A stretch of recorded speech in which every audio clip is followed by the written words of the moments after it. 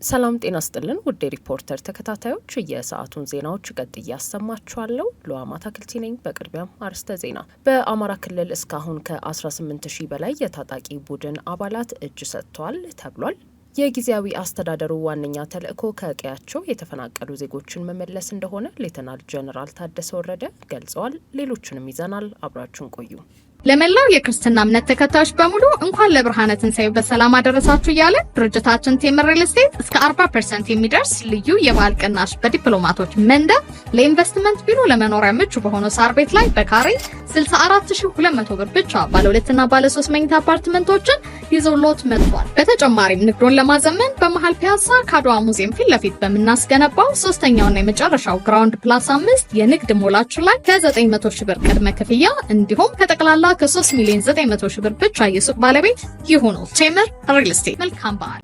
ሰብአዊ ድጋፍን በራስ አቅም መሸፈን እንደሚቻል ከ20 ሚሊዮን በላይ ዜጎች ጋር ውይይት ተደርጎ የታመነበት ነው ሲል የአደጋ ስጋት ስራ አመራር ኮሚሽን አስታውቋል። የኢትዮጵያ አደጋ ስጋት ስራ አመራር ኮሚሽን ዋና ኮሚሽነር አምባሳደር ሽፈራው ተክለማርያም ሰብአዊ ድጋፍን በዘላቂነት በራስ አቅም ለመሸፈን በሁሉም ክልሎች ስራ ተጀምሯል ብለዋል። በሀገር አቀፍ ደረጃ በግብርናው ዘርፍ እየተመዘገቡ ያሉ ስኬቶች ተፈጥሯዊና ሰው ሰራሽ አደጋዎችን በራስ ሀብት መቋቋም የሚያስችል አቅም እየፈጠሩ እንደሚገኙም ኮሚሽነሩ ገልጸዋል። ከጥቂት ሳምንታት ቀደም ብሎ ለሕዝብ ተወካዮች ምክር ቤት ለውይይት የቀረበው የአደጋ ስጋት ስራ አመራር ረቂቅ አዋጅ ዜጎች መዋጮ እንዲከፍሉና ኢትዮ ኤድ በሚል ስያሜ ለተቸገሩ ጎረቤት ሀገራት ጭምር ድጋፍ ይደረጋል የሚሉት ሀሳቦች መነጋገሪያ ሆነው ነበር። መንግስት የኢትዮጵያን የተረጅነት ታሪክ ለመቀየር ልዩ ትኩረት መስጠቱን የተናገሩት ኮሚሽነር አምባሳደር ሽፈራው በሀገር አቀፍ ደረጃ ከ20 ሚሊዮን በላይ ዜጎች የተሳተፉበት ውይይት በማድረግ ሰብአዊ ድጋፍን በራስ አቅም መሸፈን እንደሚቻል መግባባት ላይ መደረሱን ገልጸዋል። ኮሚሽነሩ ይህንን ይበሉ እንጂ ውይይቱ የተደረገበትን ጊዜና ወቅት አልገለጹም። የምግብ ሉዓላዊነትን ማረጋገጥ ብሔራዊ ደህንነትን የማስጠበቅ ጉዳይ እንደሆነ በመጥቀስ የሰብአዊ ድጋፍን በራስ አቅም በመሸፈን የሀገር ክብርን ለማስጠበቅ እየተሰራ መሆኑንና ኢትዮጵያ ሰፊ የሚታረስ መሬት፣ የውሃ ሀብትና በርካታ የተማረ የሰው ኃይሏ የሰብአዊ ድጋፍ ሉዓላዊነትን ለማረጋገጥ ትልቅ አቅም ነው ብለዋል። በዚህ መሰረት ብሔራዊ የመጠባበቂያና የዕለት ደራሽ የምግብ ክምችትን ለማሟላት በሁሉም ክልሎች ወደ ስራ መገባቱ ተገልጿል። የእስካሁኑ እንቅስቃሴ ትልቅ ስኬት እየተመዘገበበት ነው ሲሉ ኮሚሽነሩ መናገራቸውን ከብሔራዊ ዜና አገልግሎት የተገኘው መረጃ ያሳያል። እንደ ኮሚሽነሩ ገለጻ ተረጅነትን ሙሉ ለሙሉ ማስቀረት እንደሚቻል በበጋ መስኖ ስንዴ፣ በሌማት ትሩፋትና በኢንዱስትሪ ዘርፎች የተመዘገቡ ስኬቶች ማሳያ ናቸውም ተብሏል።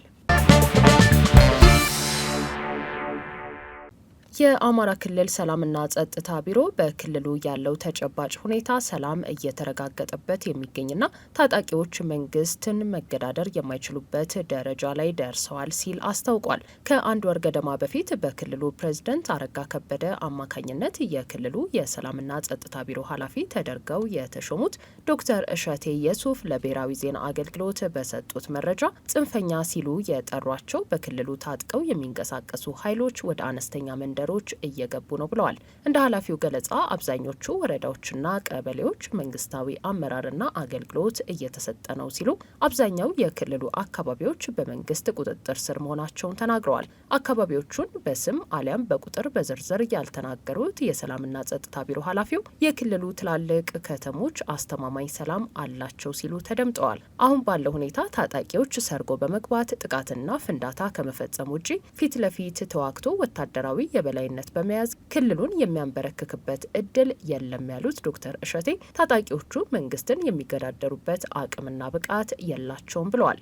የሰላምና ጸጥታ ቢሮ እንዳስታወቀው በአንድ ሩብ ዓመት ውስጥ በመጀመሪያ ዙር ብቻ 3421 የጠላት ኃይል ነበሩ የተባሉ ሰዎች የተሃድሶ ስልጠና ወስደው ወደ ህብረተሰቡ ተቀላቅለዋል። አሁን ወደ ስልጠና የሚገቡ በቅርቡ እጃቸውን የሰጡ ወደ 3000 የሚጠጉ ሰዎችም ይገኛሉ ተብሏል። ባለፈው አንድ ዓመት ውስጥ ደግሞ 12000 ሰዎች እጅ ሰጥተው ወደ ህብረተሰቡ ተቀላቅለዋል የተባለ ሲሆን ይህም በአጠቃላይ እስካሁን 18421 ሰዎች እጅ የሰጡ ሲሆን ከ15000 የሚበልጡት የተሃድሶ ስልጠና ተሰጥቷቸው ወደ ህብረተሰቡ መቀላቀላቸውን ያመለክታል። አሁን እንደምታዩት አካባቢው የተረጋጋ ነው። ይሄን ባህር ዳርን ይዛችሁ ትልልቆቹ ከተሞች አስተማማኝ ሰላም ነው ያለባቸው። አሁን ሰርጎ ገብነት ነው። ሰርጎ በመግባት ጥቃት የመፈጸም ፍንዳታ የመፈጸም ሁኔታዎች ቢኖሩም ፊት ለፊት ተዋግቶ ወታደራዊ የበላይነት ይዞ ክልላችንን የሚያንበረክክበት እድል የለው። መንግስትን የመገዳደር አቅምም ብቃትም የለው። ኮስምኗል ማለት ይቻላል። ይህም ሆኖ ግን የሰላም አማራጭን ተቀብለው ወደኛ የሚመጡ አሉ። ባለፈው ዓመት 12000 የሚጠጋ የጠላት ኃይል መጥቶ ስልጠና ወስዶ ወደ ህብረተሰቡ ተቀላቅሏል።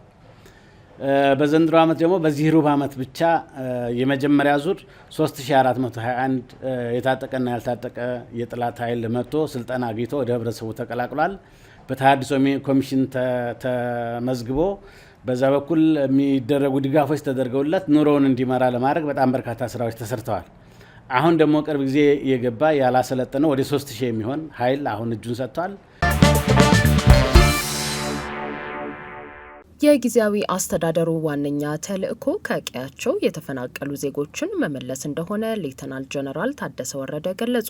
የትግራይ ክልል ጊዜያዊ አስተዳደር ፕሬዝዳንት ሌተናል ጀነራል ታደሰ ወረደ ይህንን ያሉት የአፍሪካ ህብረት የፕሪቶሪያ የሰላም ስምምነት መከታተል ማረጋገጥና ማክበር ተልእኮ ከፍተኛ ኃላፊ ሆነው የተመደቡትን ሜጀር ጀነራል ሳማድ አክሶዴ ትላንት ሚያዝያ 16 ቀን 2017 ዓ.ም በጽህፈት ቤታቸው ተቀብለው ባነጋገሩበት ወቅት ነው። ፕሬዝዳንቱ አክለውም ተፈናቃዮችን ለመመለስ የትግራይ ሰራዊትን ወደ ህብረተሰቡ የማቀላቀልና መልሶ የማቋቋም በአጠቃላይ በፕሪቶሪያው ስምምነት አፈጻጸም ዙሪያ ከፌዴራሉ መንግስት ጋር በትብብር እንደሚሰራ ገልጸዋል። ሜጀር ጀነራል ሳማድ አክሶዴ በበኩላቸው በፕሪቶሪያው ስምምነት አፈጻጸም ተፈናቃዮችን መመለስ በሚቻልበት ሁኔታ እንዲሁም በዲዲአር አፈጻጸም ሂደት ለመወያየት መምጣታቸውን በመጠቆም ለፕሪቶሪያው ስምምነት የተሟላ ትግበራ የሚቻላቸውን ሁሉ እንደሚሰሩ መግለጻቸውን የክልሉ ቴሌቪዥን ዘግቧል። የህወሀት ሊቀመንበር ዶክተር ደብረጽዮን ገብረ ሚካኤል በአፍሪካ ህብረት የፕሪቶሪያ ስምምነት የክትትል ማረጋገጥና ማስከበር ተልእኮ ኮሚቴ ኃላፊ ሆነው ከተሾሙት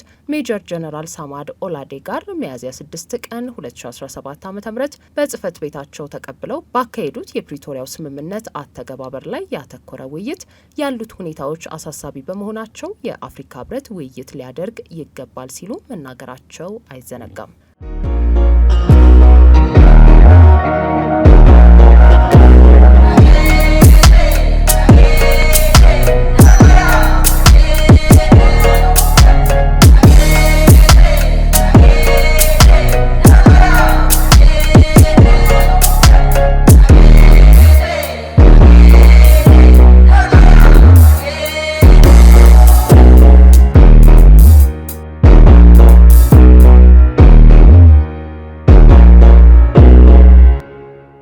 ውድ ሪፖርተር ተከታታዮች የሰዓቱ ዜናዎቻችን እነዚህ ነበሩ። ስላደመጣችሁን ከልብ እናመሰግናለን።